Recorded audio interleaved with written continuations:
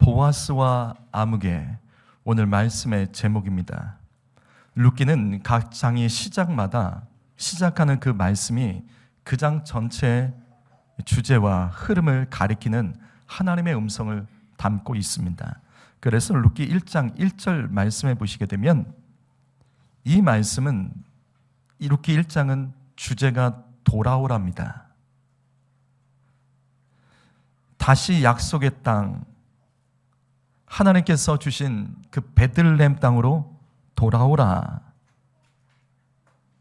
하나님 품으로 다시 돌아오라. 이 말씀이 룻기 1장의 주제입니다. 그렇다면 룻기 2장의 핵심 주제는 무엇일까? 그것은 바로 은혜입니다. 룻기 2장 1절을 보시게 되면 나오미가 고향 땅 베들레헴에 약 10여 년 만에 돌아왔습니다.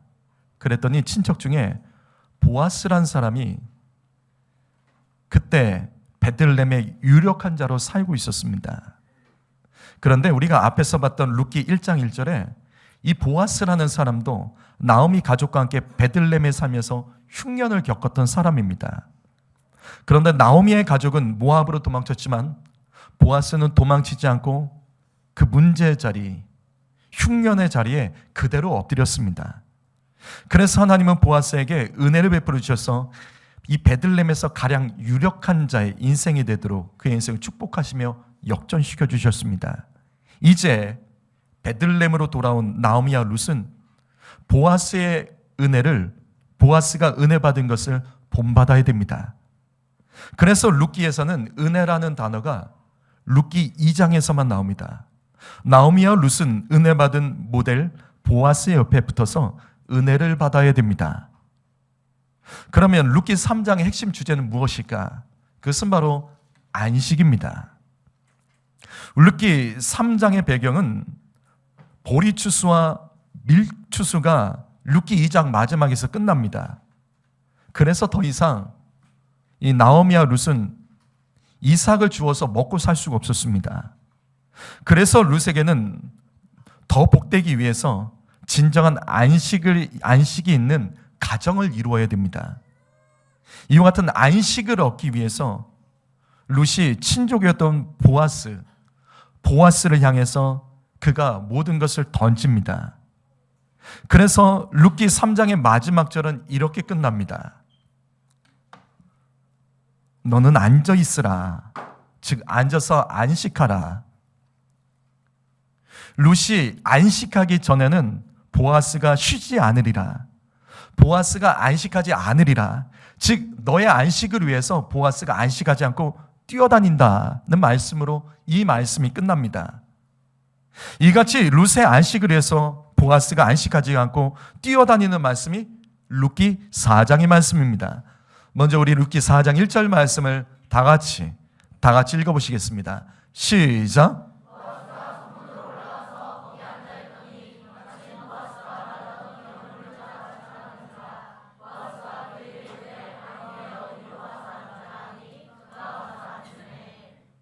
자, 룻기 4장의 주제. 룻기 4장의 주제는 여러분 무엇일까요? 룻기 4장의 주제는 무엇일까? 자, 이게 어려우면 오늘 우리가 읽었던 룻기 4장 1절부터 6절 말씀, 이 말씀에서 가장 많이 나오는 말이 뭐죠? 가장 많이 나오는 말이 뭐죠? 저를 보시면 답이 안 나오겠죠? 4장 1절부터 6절을 보시면 가장 많이 나오는 말이 뭐죠? 자, 룻기 4장의 주제는 무르다입니다. 1절부터 10절까지만 보더라도 총 19번이 나옵니다. 룻기 4장은 무르다, 이게 주제예요. 여기 무르다라는 단어는 히브리어로 속량하다, 구속하다라는 단어입니다. 여러분, 예수 믿는 사람, 예수를 처음 믿는 사람들이 교회에 나왔을 때 가장 낯설어하고 힘들어하는 것이 교회에서 사용하는 언어들입니다. 기본적으로 성경의 언어, 또 성도들의 기도, 기도를 들어보면 이 성경과 이 기도를 들어보면 뭐 가라사대, 엿더라, 주옵소서, 할지니라 거의 사극이죠. 예수 믿지 않는 사람들이 그래서 교회 오면 옛날 아주 그냥 조선시대 사극에서나 경험하는 표현들을 사람들이 막 쓰고 있는 게 당황스러운 거죠. 저는 어릴 적에 성경에서 외식이라는 단어가 참 재밌었습니다. 제가 알고 있는 외식은 밖에서 뭐 사 먹는 거예요. 근데 성경의 외식은 가식, 이중적인 삶을 나타내는 단어죠. 이처럼 지금 이 말씀의 구속도 똑같습니다. 구속이 뭐죠? 우리가 알고 있는 뉴스에서 나오는 이 단어는 범죄자를 구속하는 거죠. 또 야구를 좋아하는 사람들은 공의 속도를 구속이라고도 부릅니다. 성경에서 말하는 구속은 무엇일까? 지금 여기 있는 것처럼 구속은 사서 건져내는 거예요. 그러니까 대가를 지불하고 이게 내가 가져가는 것을 이게 구속이라고 합니다. 제가 가게 가서 돈을 주고 생선을 사면 제가 생선을 구속한 거예요. 그 생선은 더 이상 가게 것이 아니라 제 것이 되는 겁니다. 이게 구속입니다. 이 구속과 같은 단어가 속량, 사서 그러니까 건져내서 취하는 거예요. 그래서 십자가의 보혈로 우리가 구원받은 것, 이것을 속량, 구속이라고도 부릅니다. 왜냐하면 죄 짓고 죄의 종으로 사단에게 속하여 이리저리 질질 끌려다니다가 예수님께서 십자가에서 죽으심으로 그 보혈의 대가로 주님이 우리를 사신 거예요. 그래서 우리는 더 이상 마귀에게 속한 것이 아니라 하나님께 속한 것, 이게 구속, 속량이라는 단어입니다. 따라서 오늘 룻기 4장의 주제는 구속, 속량, 이게 주제입니다. 자, 그래서 룻기 4장 1절 말씀을 다시 보시게 되면 보아스는 룻에게 안식을 주기 위해서 기업 물을 자가 되어지기로 결정을 합니다. 기업을 물을 자는 기업을 잃어버린 친족을 구원하는 자, 즉 대가를 지불해서 회복시켜주는 구원자라는 뜻입니다. 이것은 당시에 있었던 일종의 사회보장제도예요. 어떤 사람이 어려움을 겪었을 때 가장 가까운 친척이 우선적으로 친족을 돌봐줘야 될 의무가 있습니다. 그래서 기업 물을 자는 친척 중에 자식이 없는 과부에게는 남편이 되어주어 자식을 낳게 해주고, 또 재산을 잃어버릴 수밖에 없는 자에게는 자신이 직접 대가를 지불해서 그의 재산과 그의 기업을 지켜주는 것, 또 되찾아주는 것, 이게 기업 물을 자입니다. 지금 룻이 딱 잊혀집니다. 룻은 남편이 죽고 자식도 없었습니다. 이런 경우에 남편의 형제들이 형사취수법, 즉 형이 죽으면 그 동생이 형수를 아내로 맞아들이는 법, 이 법에 따라서 룻의 남편이 죽었기 때문에 룻의 남편의 형제들이 이 룻을 아내로 맞아들여야 됩니다. 하지만 룻기 1장에서 룻의 남편의 형제도 모압에서 다 죽었죠. 그래서 형사취수법에 따라서 기업 물을 자, 이 순서가 형제간이 이제 친척으로 넘어갑니다. 가장 가까운 친척이 대가를 지불해서 룻을 책임져야 됩니다. 그래서 룻기 3장에서 룻이 보아스를 붙들었던 거죠. 보아스는 합법적으로 룻의 기업 물을 자 친척이었기 때문입니다. 하지만 여기 보아스에게 문제가 하나 있었죠. 문제가 뭐죠? 보아스의 문제는 뭐죠? 그렇죠. 1순위가 아니었어. 4절 말씀에 보게 되면 당시 보아스는 룻의 기업 물을 자였지만 그러니까 친척이었지만 보아스보다 더 가까운 친척이 한 명 더 있었습니다. 그러나 그 사람이 기업 물을 자가 되는 것을 포기하면 그 다음 순서가 보아스가 되는 거예요. 오늘 말씀은 보아스가 지금 이 작업을 하고 있는 거예요. 자, 그렇다면 보아스보다 우선권이 있는 룻의 기업 물을 자의 이름이 뭐죠? 맞습니다. 그거 아무개예요. 참 웃기죠? 이름이 아무개입니다. 여러분, 이 두꺼운 성경에 아무개라는 말이 여기 딱 한 번 나와요. 성경은 이 사람의 이름을 생략하는 정도가 아니라 철저히 무시합니다. 이것을 통해서 오늘 우리는 우리의 이름을 지키고 잃어버린 이름을 되찾아야 될 줄 믿습니다. 무엇보다도 성도 여러분, 생명책에서 우리의 이름이 지워지거나 잃어버린 자가 되지 않기를 예수님의 이름으로 축복합니다. 요한계시록 20장 15절 말씀 읽어봅니다. 읽습니다. 시작.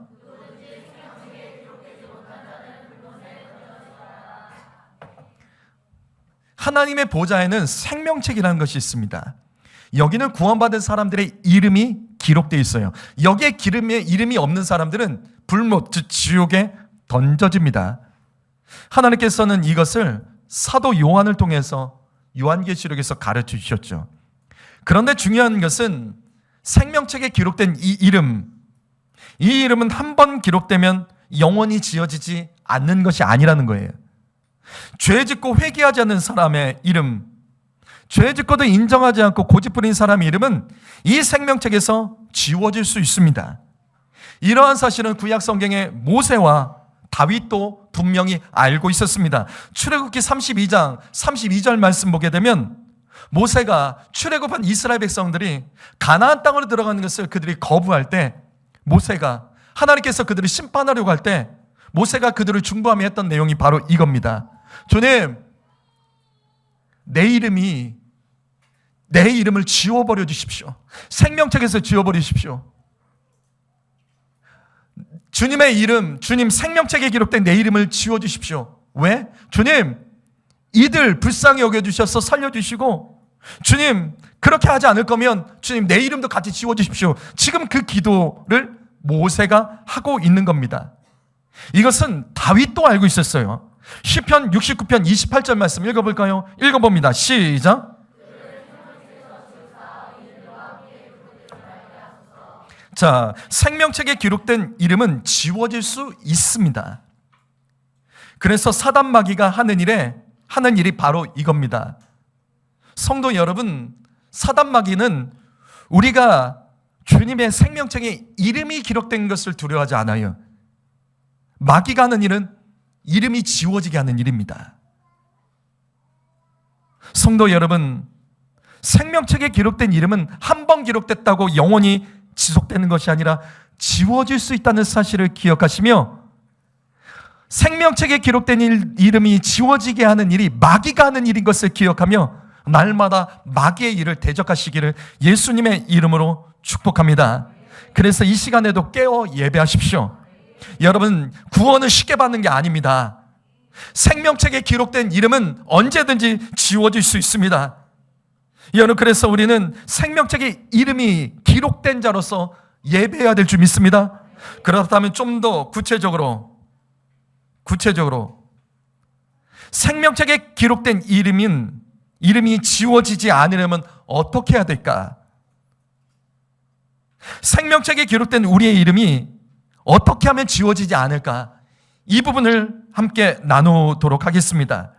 여러분, 우리의 이름이 생명책에 기록되어 있죠. 예수 믿는 자, 죄와 싸우는 자는 생명책에 그 이름이 기록되어 있죠. 그런데 그 이름이 지워지지 않게 해서 우리가 해야 될 일이 무엇일까? 그것은 바로 이겨야 됩니다. 요한계시록 3장 5절 말씀 읽어볼까요? 3장 5절 말씀 있습니다. 시작.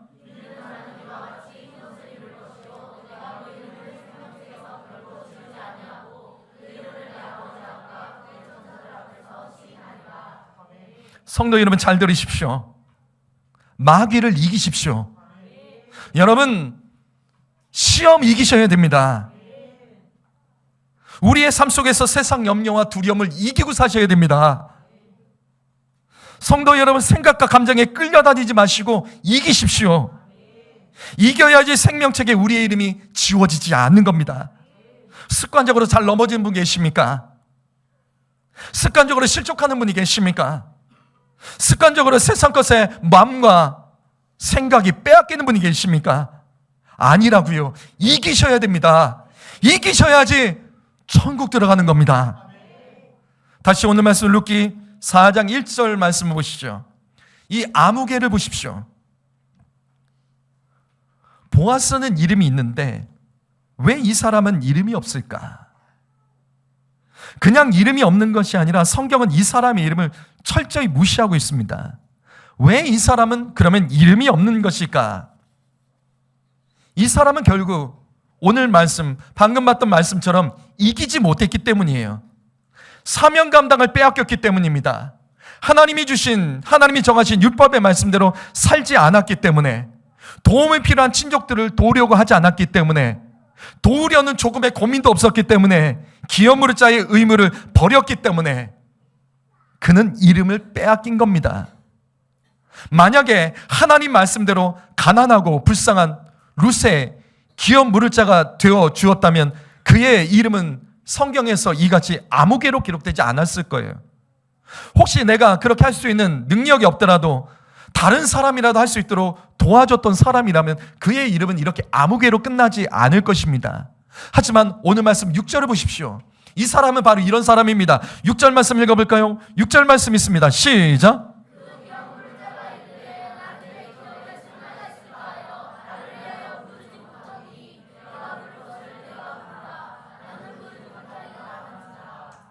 여러분, 아무개는 이런 사람입니다. 이기적이에요. 아무개는 자기의 손해를 볼 줄 모르는 사람이에요. 내가 손해보지 않게 해서 다른 사람에게 손해보라고 던지는 사람이 아무개입니다. 나는 손해보지 않을 테니까 너가 손해봐라 던지고 있는 거예요. 이런 사람이 아무개입니다. 그리고 이 말씀에서 나를 위하여라는 이 구절을 놓치지 마십시오. 나를 위하여. 여러분, 기업 물을 자는 나를 위한 것이 아닙니다. 도움이 필요한 친족을 위해서 그래야 되는데 이 사람은 이렇게 말합니다. 나를 위해서 나는 하지 않을 것이다. 잘못된 거죠. 친족을 위해서 나는 그렇게 해야 되는데 그게 아니라 나는 나를 위해서 나는 그렇게 하지 않을 것이다. 기업 물을 자가 되지 않겠다라고 하는 겁니다. 성도 여러분, 아무개는 바로 이런 사람입니다. 우리는 이 말씀을 통해서 하나님의 음성을 들어야 됩니다. 성도 여러분, 하나님께서 우리에게 이름을 주신 이유는 이타적으로 살아가라는 그 뜻이에요. 이타적으로 살아가는데 이름이 불려져서 쓰임받으라고 주님은 우리에게 이름을 주신 겁니다. 여러분, 이 땅에서 나와 내 가족만 보지 마십시오. 이타적이셔야 됩니다. 예수 믿지 않는 사람도 그렇게 살지 않는다고요. 여러분, 예수 믿지 않는 사람들도 가난한 사람 돕습니다. 예수 믿지 않아도 어려운 사람에서 기부하는 사람들 많습니다. 그런데 이 말씀 보십시오. 하나님의 백성이 이렇게 말합니다. 하나님의 백성이 나를 위하여 나는 손해를 보지 않을 것이다. 하나님의 백성이, 하나님의 말씀을 따라 살아가는 백성이 나를 위하여 나는 하지 않을 것이다. 나는 손해 안 볼 거야. 그래서 성경은 이 사람의 이름을 삭제해버린 겁니다. 하나님께서 이름을 주신 것은 이타적으로 살아가라고, 그렇게 이름이 불려지도록 주님이 주신 거지만 그는 그렇게 살지 않았기 때문에 성경에서는 이 사람의 이름을 삭제해버렸다고요. 성도 여러분, 나의 이름이 이 땅에서 이타적으로 살아가는데 불려지는 것이 복된 겁니다. 부모님들 집에서 자녀들의 이름을 부를 때 어떤 자녀는 말을 안 들어서 자주 부르는 이름이 있죠. 그렇죠? 그런데 어떤 자녀는 참 쓰기가 좋아요. 심부름을 잘해요. 이름을 불러도 별 부담이 없어요. 편해요.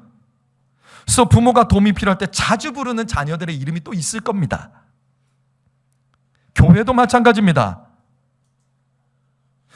교회에서도 잘 보세요. 오늘 잘 보세요.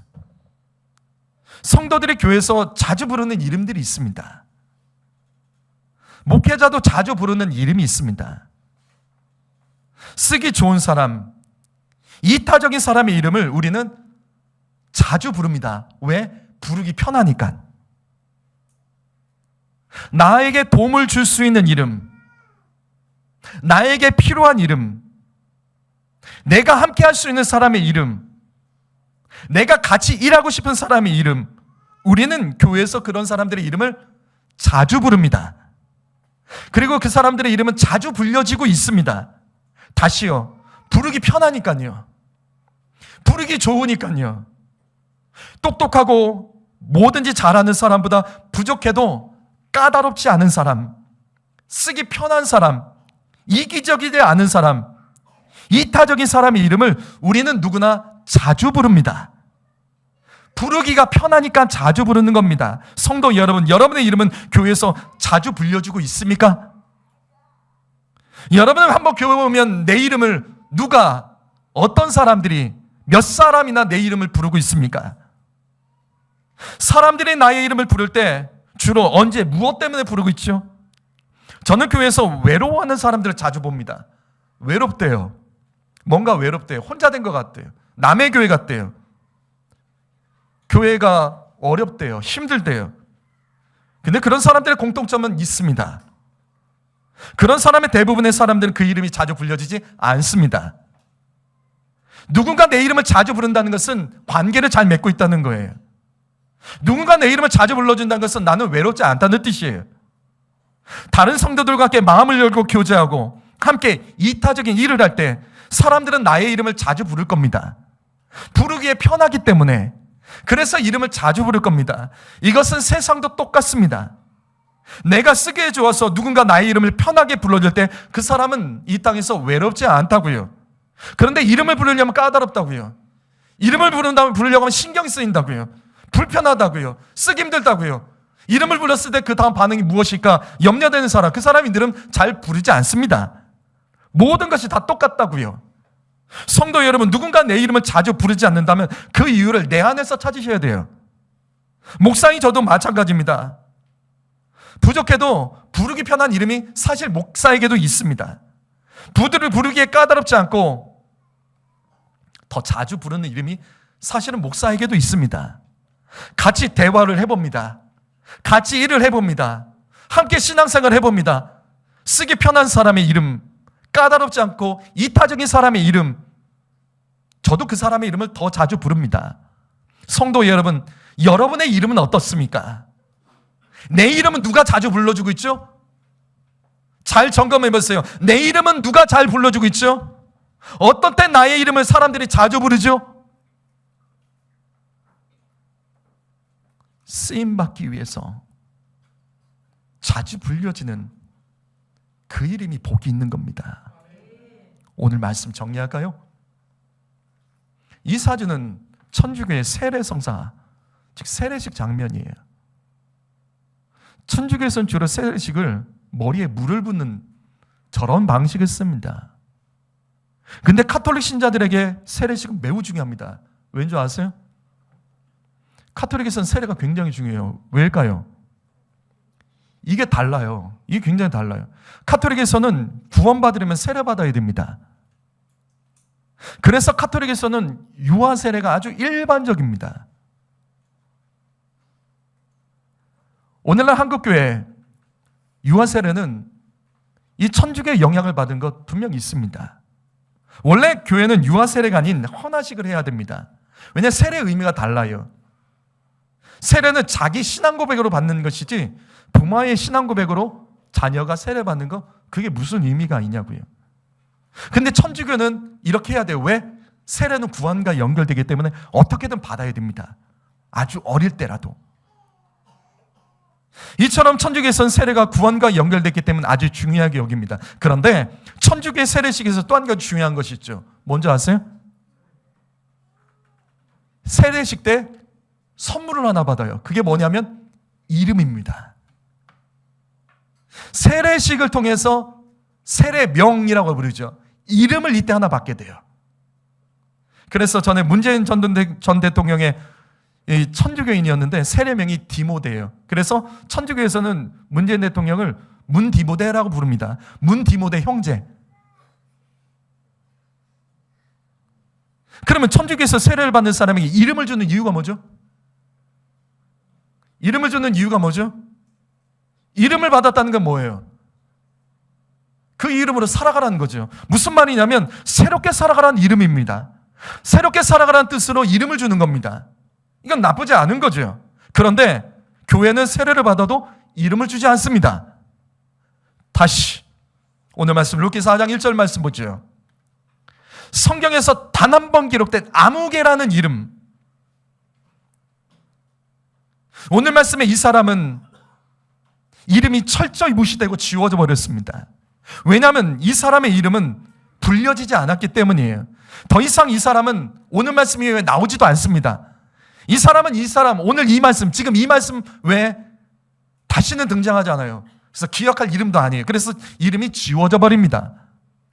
의도적으로 아주 철저하게 지워집니다. 바로 이것입니다. 성도 여러분, 잘 들으십시오. 우리의 이름도 지워질 수 있습니다. 앞에서 말씀드렸던 것처럼 우리의 이름은 생명책에도 있는데 그 생명책에는 우리의 이름은 지워질 수 있습니다. 그리고 또 한 가지, 사람들 속에서도 지워질 수 있습니다. 지워질 수 있다고요. 교회에 와도 사람들이 내 이름을 잘 안 부르는 사람들이 있으세요? 내 이름이 잘 불려지지 않습니까? 이름이 지워질 수 있다고요. 그럼 왜 이름이 지워질까? 이름이 지워지는 이유는 무엇일까? 다른 게 아닙니다. 쓰임받지 못했기 때문이에요. 함께 사명 감당하지 않기 때문입니다. 함께 교회를 세워가고 쓰기에 불편하고 까다롭고 말 많고 핑계 많고 같이 있으면 우울하고 감사할 줄 모르는 사람의 이름은 사람들 속에서 어느새 지워지게 될 겁니다. 잘 부르지 않을 거예요. 그 사람의 이름은 잘 부르지 않을 거예요. 성도 여러분, 교회에서 누군가 내 이름을 잘 부르지 않는다면 빨리 회개하세요. 그러다 정말 지워집니다. 천주교에서는 세례를 받으면 새 이름을 줍니다. 그러나 교회에서는 세례를 받고 주일 성수를 하고 11조를 하는 성도들에게는 직분을 줍니다. 집사, 안수집사, 권사, 장로라는 직분을 줍니다. 천주교에서는 새로운 이름으로 살아가라고 이름을 주지만 교회는 아니라고요. 교회는 직분을 줍니다. 왜죠? 왜죠? 쓰임 받으라고 주는 겁니다. 교회에서는 직분을 줘요. 쓰임 받으라고 주는 거라고요. 그래서 주일 성수하고 11조 하는 성도들에게는 각 교단에서는 직분을 주도록 법으로 정해놨습니다. 주일 성수하고 교회에서 쓰임 받으라고 직분을 주는 겁니다. 다른 교회에서 다른 성도들과 함께 교회를 세우고 복음 전파는 이타적인 교회를 만들어 가라고 직분을 주는 겁니다. 또한 나의 재정을 쓰며 주의 일을 하라고 11조 하는 성도들에게 직분을 준다고요. 주님이 주신 재정으로 주의 일을 하는데 사용하라고. 물질로 헌신하는 자에게는 안수집사, 권사, 장로라는 중직자의 직분을 더 줍니다. 주님이 주신 것을 주님을 위해서 쓰는 자에게는 직분을 준다고요. 성도 여러분, 집사, 안수집사, 권사, 장로, 이런 직분 우습게 여기지 마십시오. 진짜 우스운 거는 뭐냐면 쓰임받지 못하는 겁니다. 그 직분을 가지고도 그 직분을 가지고 살아가지 못하는 겁니다.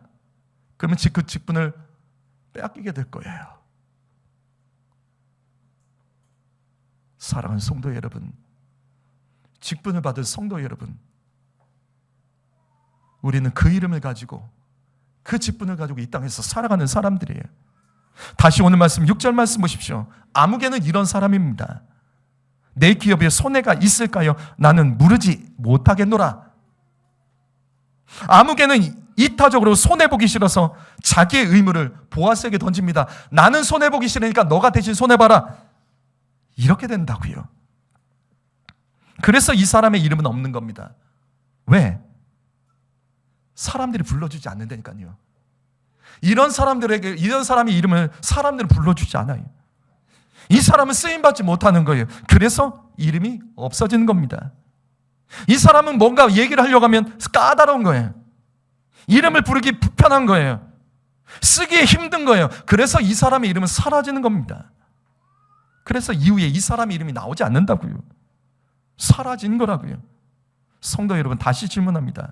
여러분의 이름은 교회에서 자주 불려지고 있습니까? 나의 이름은 사람이 부르기에 편하고 함께 일하기 좋고 쓰기 좋은 이름이 맞습니까? 그렇지 못해서 사람들은 다른 사람의 이름은 자주 불러도 내 이름은 혹시 자주 부르지 않는 것은 아닐까요? 이름이 자주 불려지는 게 복 있는 겁니다. 사람들이 나의 이름을 부를 때 주로 언제 부르고 있습니까? 사람들이 이타적인 일을 위해서 나의 이름을 부르고 있습니까? 그렇다면 잘 살고 있는 거라고요. 그 사람은 사명 감당 잘하고 있는 거라고요. 이 말씀을 놓치지 마십시오. 요한계시록 20장 12절 말씀 읽어보죠. 읽습니다. 시작.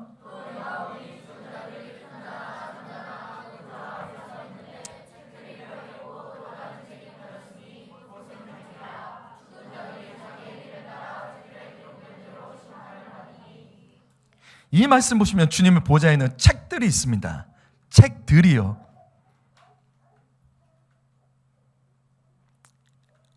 하나는 구원받은 자의 이름이 기록된 생명책입니다. 네, 또 하나가 있더라고요.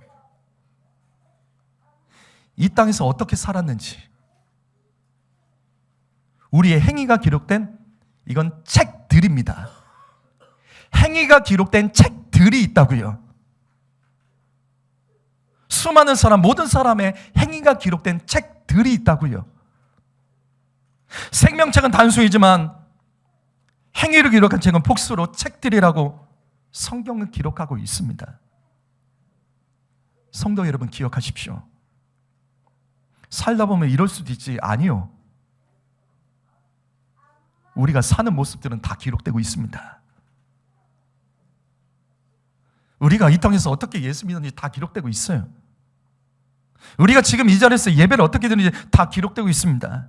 장로님, 안수희 집사님, 권사님, 집사님, 성도들, 우리 교회학교 학생들, 찬양대 교사, 지난 한 주간 어떻게 살았는지 주님 기록하고 있다고요. 그래서 하나님의 심판대 앞에서는 하나님이 어떤 심판을 내려도 그 누구도 하나님의 심판에 억울하다고 말한 적 없는 거예요. 왜? 주님은 다 아십니다. 다 보고 계세요. 아무개처럼 살지 마십시오. 보아스처럼 사명 감당하는 존귀한 이름이 되시기를 예수님의 이름으로 축복합니다. 성도 여러분, 누구나 내 이름이 부르기 좋고 너무 쓰기 편해서 쉽게 부를 수 있는 이름, 나를 쉽게 본다는 것이 아니에요. 그래서 내가 쓰기 좋기 때문에 부르는 겁니다. 여러분도 그러잖아요. 불편한 사람의 이름을 부르기 싫잖아요. 사랑하는 성도 여러분, 누군가 내 이름을 자주 불러준다면 잘하고 있는 겁니다. 근데 내가 잘하고 있다고 생각하지만 누군가 내 이름을 부르기에 까다롭고 부르기 힘들고 어려워하다면 돌아보셔야 될 거 있는 거예요. 아무개로 끝나지 않는 인생이 되시기를 예수님의 이름으로 축복합니다. 기도하겠습니다.